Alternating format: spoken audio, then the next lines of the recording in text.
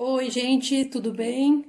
Estou aqui mais uma vez para mais uma aula de química e dessa vez nós vamos falar sobre mais um modelo atômico, o modelo atômico de Thomson. Na outra aula nós falamos no modelo de Dalton, o mais simples, e hoje o modelo de Thomson já vai trazer algumas novidades, algumas mudanças. E eu quero que vocês fiquem atentos para vocês conseguirem ver quais são essas diferenças, o que variou de um para outro, o que foi descoberto e como ele foi aprimorado. E aí, tá preparado? Vamos lá? Vamos então começar a nossa aula. Iniciando então por algumas recordações, vamos lembrar de alguns conceitos. O primeiro deles, modelo científico, que são as representações usadas para explicar algo ou um fato.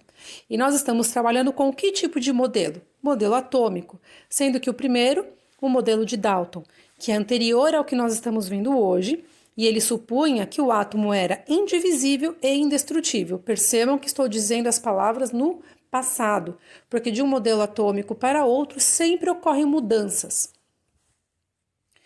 Como começou? Como surgiram os conceitos, os estudos para que Thomson criasse o seu próprio modelo atômico?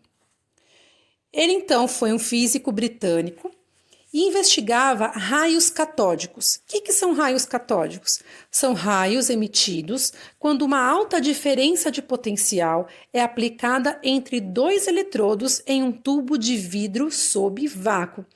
Esse tubo de vidro tem o nome de tubo de Crookes.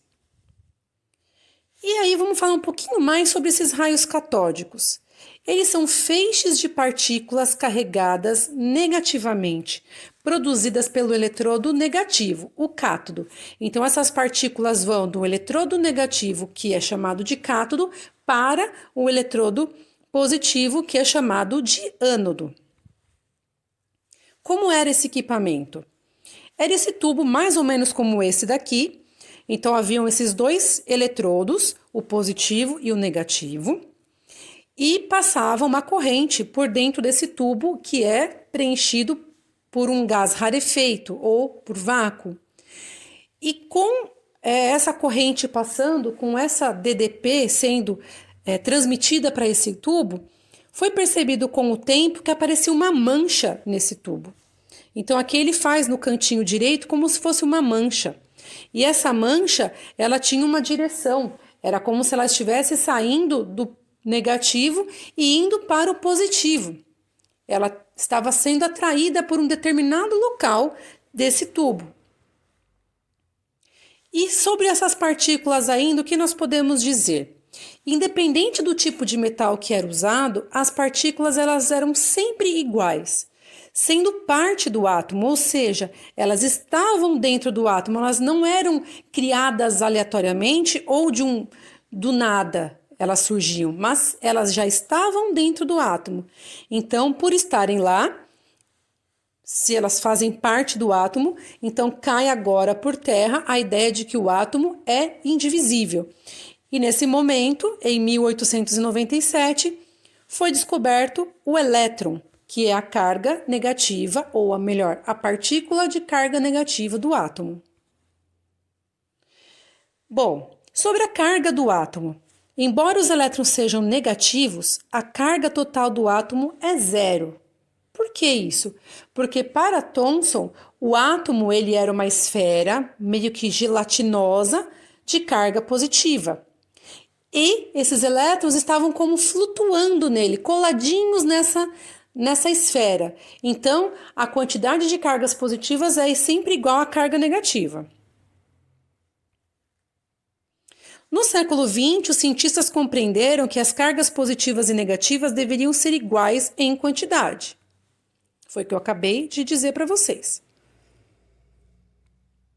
E como é hoje conhecido esse modelo? É o modelo do pudim de passas. Para a gente aqui no Brasil fica um pouco estranho, mas pudim de passas é uma sobremesa muito conhecida na Inglaterra. Então seria, para ele deixar um pouco mais claro para nós, é uma bola de material gelatinoso carregada positivamente, com elétrons suspensos nela. Então tem um desenho aqui que pode dar uma ideia para a gente de como seria. E aí, gente, gostaram da aula? Eu espero que sim. E assim como eu falei lá no comecinho do vídeo, Vocês prestaram atenção para perceber as mudanças que ocorreram dentre os dois modelos atômicos? A principal delas foi o quê? A descoberta do elétron, que passou de um átomo que era indivisível para um átomo que já tem uma partícula que consegue ser expelida por ele, que consegue ser retirada dele, né? Uma partícula de carga negativa, por isso que ele fala que a carga do átomo total é neutra, porque a esfera é uma esfera positiva e os elétrons carregados negativamente, ok? Então é isso, eu espero que vocês tenham gostado, que tenham aprendido um pouquinho a mais e fico esperando vocês nas próximas aulas e nos próximos vídeos. Um forte abraço a todos e até lá. Tchau, tchau!